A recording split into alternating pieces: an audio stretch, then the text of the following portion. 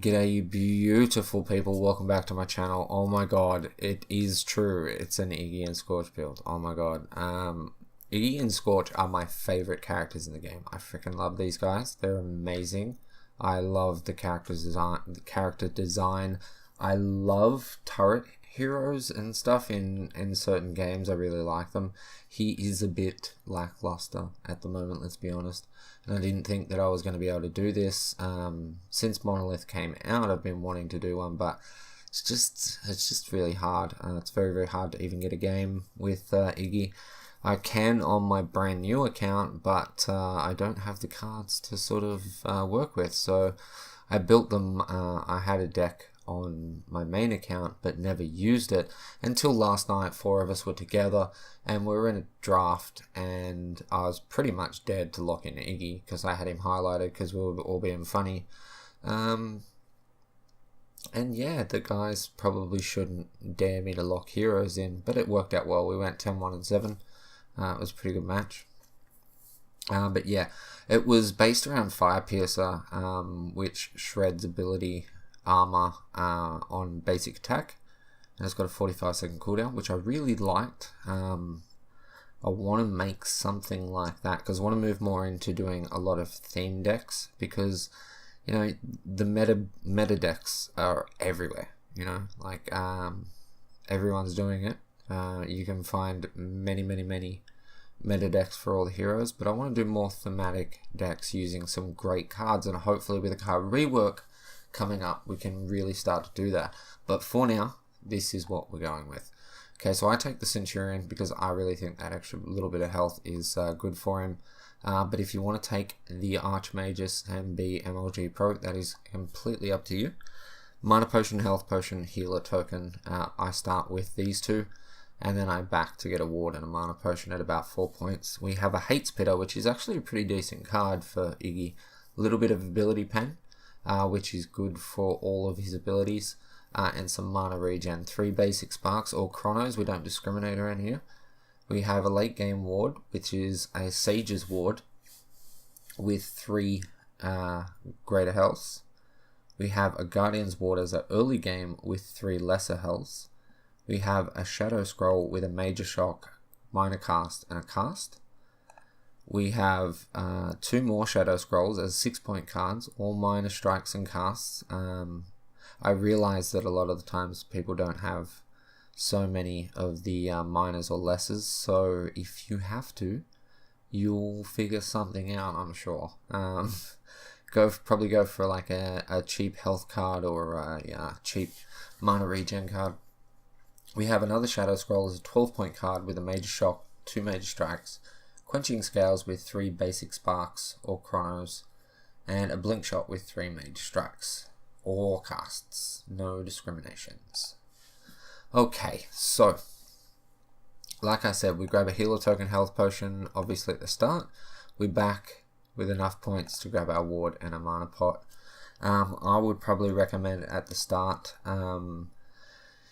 you might want to get a little bit of extra damage, but I would probably recommend actually upgrading your Guardian's Ward and then going into a Hate Spitter just to get that mana regen up at the start, so you're not worried too much about having to rotate for buffs and whatnot. Now from here, you're probably going to want to get a little bit of damage. I would at least get one of your early game Shadow Scrolls. And now we're at the point where we need to get rid of something. The good thing is we have a good bit of mana regen here and some more on our Quenching Scales, so we can get rid of our Mana Pot and go and get Quenching Scales. Okay, and now from here, you can get rid of both of these guys. What I would probably do is to get rid of your Health Pot though, and go for this 6-point Shadow Scroll, or if you're having troubles with getting out of places, take the Blink Shot.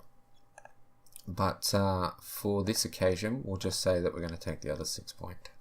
Okay, so now from here, you have not too much power. You've got a little bit of extra health and stuff. So what I would probably do at this stage is go for more pen. Get some more pen on. I would go and get rid of my Healer Token and grab a Shadow Scroll, the 9.1, because it's the cheaper one.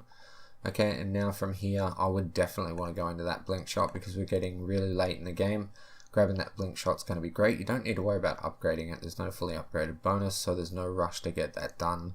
And then from here, just the only things we really have to do is upgrade that, get rid of our hate spitter, and swap out our ward. So I would probably go and swap the ward out next, get all that extra health, and then you're going to get rid of the hate spitter and replace it with the Shadow Scroll, and then you're going to max out the blink shot.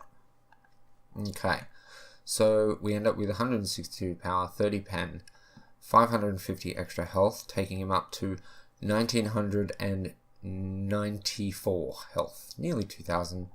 And we only have 6.3 mana regen, and I realize that he is kind of hungry. So if you feel like you're doing enough damage and you want to take some damage off, you could easily take some off the blink shot and put it onto, or take some off of one of the Shadow Scrolls actually, because that would give you a cheaper fully upgraded bonus, and chuck it on the quenching scales. Okay, so if we have a look at his abilities and stuff, he'll be doing around about 124 on his basic attacks. His flame turret at max level will be doing 1155 over 10 seconds. Okay, which is actually pretty decent, and you've got 30 pen, so it's going to be true damage. His oil spill will be doing around about 400 damage, and the flame belch will be doing about 828. So it's not really too far-fetched to be able to kill someone quite easily, and you do have quenching scales there and blink shot to sort of get you out of it anyway. A little bit extra health and stuff to just help you to secure a kill.